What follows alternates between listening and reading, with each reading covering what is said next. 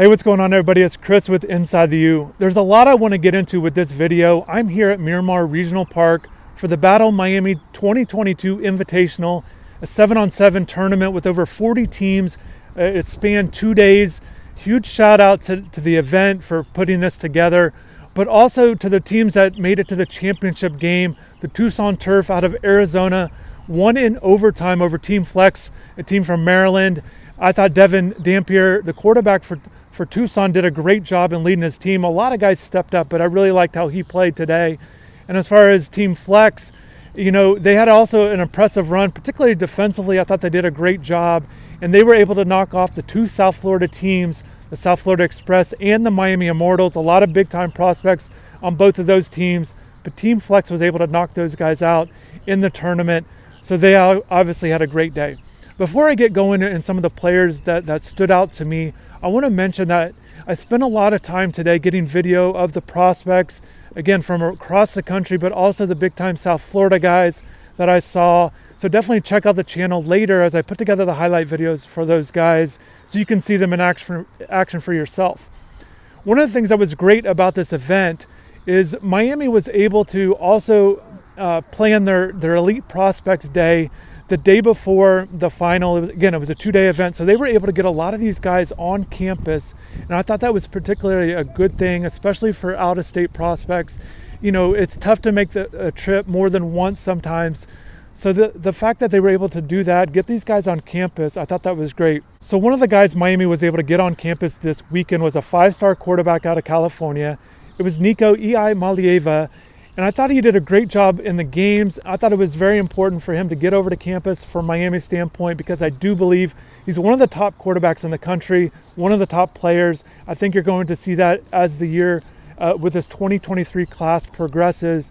One of the things that stands out to me with him is his arm ability obviously is off the charts, but he just has this great demeanor about himself, has a great leadership quality, really calm, very poised, just confident, in control of the games.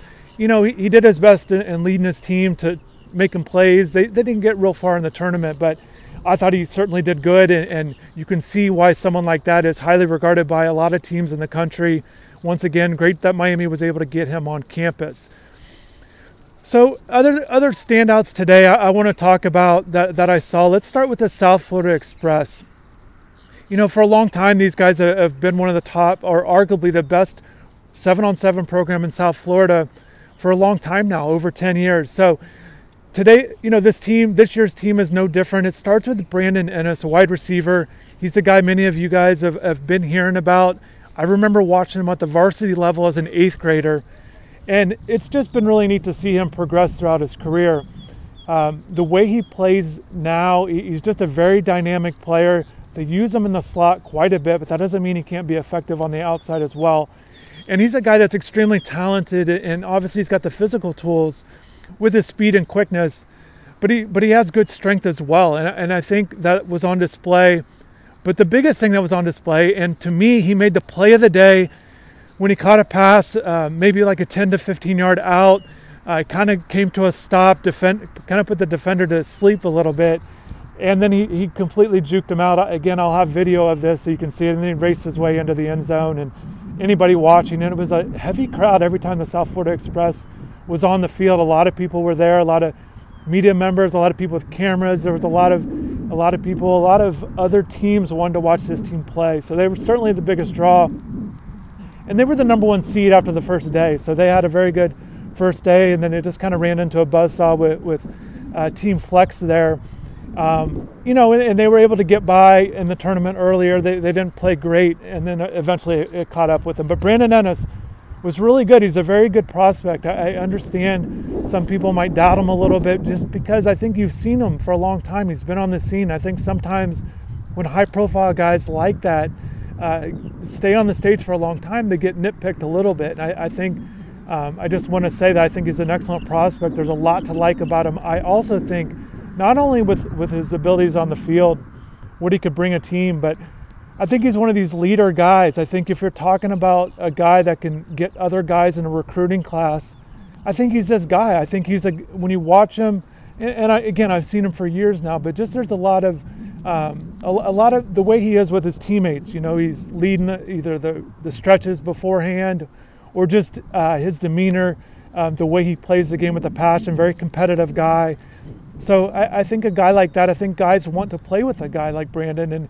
And sometimes you don't always say that about a wide receiver. I think I easily can go with like a linebacker or a quarterback for sure. But I think Brandon's one of those guys that if Miami wants to build a really strong class, or essentially if anybody wants to build a really strong class, I think getting a guy like Brandon Ennis would certainly help. So moving along, other South Florida Express wide receivers, two guys really stood out to me. You know, Hakeem Williams is a guy that people know. He's got great size. I think anytime you're talking about guys with really good size, you're wondering about how raw they are with their abilities. You know, are they dropping passes? Are they just kind of big and tall? They haven't quite grown into being a fully developed prospect. And I think, yeah, there's still things he can get better at. But what I saw today was this is one of the top receivers, one of the top guys at his height, you know, one of these taller receivers in the country. He looked very good today. He didn't drop very many balls at all that I can remember. There were some really impressive plays that he made, you know, using his height to his advantage. But what really stands out with him, in addition to his height, is his speed. He's able to get downfield in a hurry. And once again, I think he's a guy that's going to continue to develop. You know, this is very early in the 2023 recruiting cycle. Even though you know the names, he's someone I think is going to get a lot better, you know, over the next year and certainly before he gets to college. So really good day for him, really big time plays. Again, another guy that had a really impressive play that I'm excited to show you on video on the channel there. Another guy for the South Florida Express that had a really big day, that also had a really big play you just don't see very often, with Nathaniel Joseph. He made a diving play into the end zone. I thought it should have been a touchdown. They called him down at the 1, but regardless, you'll see the video and you can drop in the comments if you think it was a touchdown there. But what makes him really impressive there out of Edison is he's a guy that can play in the slot, move him around a little bit, but he can also go deep. He's got great size, great quickness, and he wants to use his quickness and his agility to his advantage. And you like to see that with smaller guys. With speed, you want to see the quickness, the ability to get yards after catch. You want to see guys that can make plays, and Nathaniel Joseph is that guy. I thought, again, all three of these guys really stood out to me. It was a little surprising that they were knocked out a little bit early in this tournament, but sometimes that happens in these 7-on-7 events. So all three guys, big time guys. And to me, I think all three guys should be priorities for Miami. I don't think there's any question about that. Another wide receiver that I think many of you would want to know about is Jalen Brown out of Gulliver Prep. He plays for the Miami Immortals, and he didn't have the strongest day. He didn't have the performances that these other three guys had. It just wasn't his kind of a day.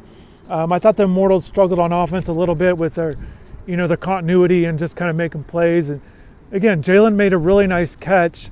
You know, he was making tough catches in traffic.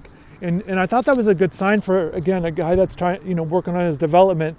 Jalen's a guy that you always see at these events go deep, you know, use his speed. He's got great speed, so getting downfield. And I thought today he did a good job of kind of sitting in pockets a little bit, and he made a really tough catch in the end zone. I think it was called a touchdown or a 2-point conversion. Sometimes these events are a little hard to tell what exactly is going on and stuff. But anyways, he made it inside the end zone there, and it was a nice catch.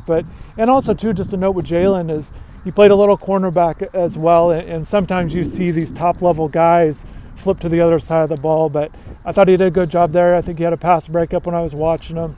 Again, I'll try to put together a good video on him as well. So, you know, the other thing I want to talk about there's a little bit about those wide receivers, and obviously the quarterback with Niko. I thought he looked great.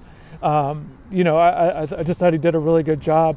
You know, as far as, you know, the cornerback position, I thought that was very interesting. And that's where these kind of events kind of stand out. Yeah, I saw Raul Aguirre earlier, a linebacker prospect, playing safety, you know, a guy out of Georgia that has ties to Miami. So I got a chance to see him. But I think these events are really good for the wide receivers and the cornerbacks. And certainly the quarterbacks can do well, but the DBs and the wide receivers, this is kind of their event. So switching to defensive side of the ball, Cormani McLean is a guy you know about. You see him in the rankings, very highly regarded. And I can tell, my opinion is he's definitely one of the best corners in the country, if not the best. I thought he did great today. What was really fun to watch with him is the amount of his technical aspect was really good for a high school player, especially that's still a junior in high school. I think he already has a lot of upside. He has great length, great size. It was fun also watching him kind of talk to the sidelines a little bit. He got called for a penalty and kind of laughed it off, and it just kind of has this confidence about him. But it was really good to see him. At times he would play off coverage. Sometimes he would jam receivers. He would guard tall receivers. He would guard small guys.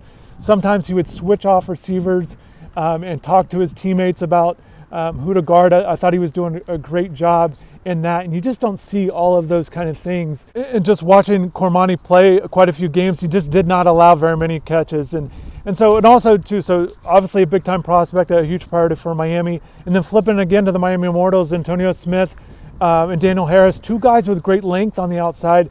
Antonio's a little bit taller, but Daniel Harris, both of them had some good pass breakups, and they're just not the level of player as McLean, but I think that they're solid guys and certainly ones to keep an eye on moving forward. So those are just kind of my takeaways today. A lot more names will come out as far as guys that stood out. I just wanted to touch on those two teams, the quarterback and some guys here that did really well. So definitely want to thank everybody for watching. Be sure to hit the like button if you like this.